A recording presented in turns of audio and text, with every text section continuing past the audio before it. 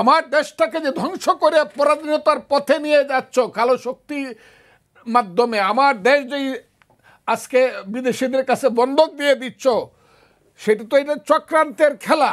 ইউনূস সাহেব তো এখানে আসছে একটা আন্তর্জাতিক চক্রান্তের গুটি হিসাবে, এবং সেই চক্রান্তের গুটি আইসা পাইছে এখানে কালো শক্তি।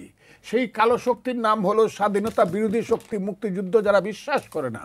আর এই ছেলে পেলেগুলোকে যারা সৃষ্টি করছে গত 4-5 বছর অনেক ট্রেনিং দিয়ে সৃষ্টি করছে তাদেরকে, এরা যে বেয়াদ্দব, সমস্ত কথাগুলো এদের সাথে মিলে, বেয়াদ্দব, বেত্তমিজ, বেতাসির, বেঈমান সব মিলে এদের সাথে। এরা কোনো সময় গিয়ে দেখবেন ফখরুল ইসলাম আলমগীরের কোলে বৈশা রয়েছে, সালাউদ্দিনের বাসায় গিয়ে গলায় ধরে বৈশা রয়েছে, আমাদেরকে 6টা সিট দেন। আবার দেখবেন জামাতের সাথে গিয়ে বৈশা রয়েছে, পরের দিন দেখবেন আবার জামাতরে গালাগালি করতেছে, আবার এখন দেখবেন বিএনপিরে গালাগালি করতেছে।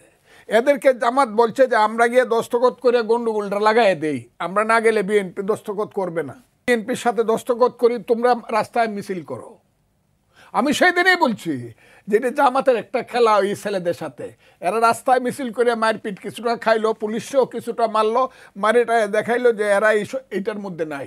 এবং এই পাতানো খেলাটা ইউনূস সাহেব সুদ্ধা ধৈর্য, এই যে বিদেশিরা আসছে, আমি তো বলছি বাপের বেটা হইলে থাকিস বাংলাদেশে, যাইস না।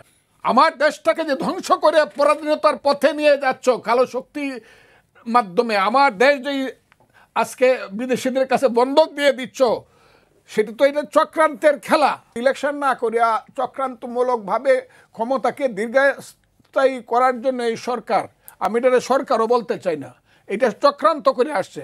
আপনি শপথ নিলেন 106 অনুচ্ছেদের মাধ্যমে, আর্টিকেলের মাধ্যমে, আপনি ফুল বেঞ্চের, যদিও এটাও ঠিক না। এগুলো তো আসবে একদিন, যে ফুল বেঞ্চ বসে না প্লেন ডিভিশনে, ক্যান্টনমেন্টে ছিল, এটা তো আসবে যে আপনারা অবৈধ সরকার ছিলেন, এত কিছু করতেছেন জোর করিয়া। তো আপনারা সংবিধানের অধীনে, আপনারা যেহেতু শপথ নিছেন, আপনারা সংবিধানের অধীনে চলেন।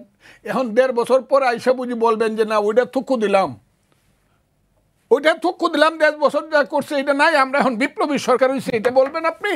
ওই যে 2টা ছেলে হাসনাত আর কি সার্জিস, এরা গেছিল, পরে রিটটা উইথড্র করলো কেন জিজ্ঞাসা, শুধু সেকেন্ড জজ জিজ্ঞাসা করছিল, ঠিক আছে আপনারা 6 মাস পরে আইছেন বিপ্লবী সরকার করার জন্য, তাইলে আপনারা যে 6 মাস যে শাসন করলেন এটা কে করলো, এটা বৈধ না অবৈধ, এটা তো প্রশ্ন আসবে।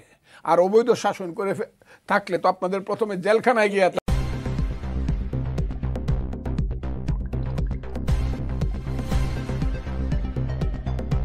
News Vision Digital Multimedia.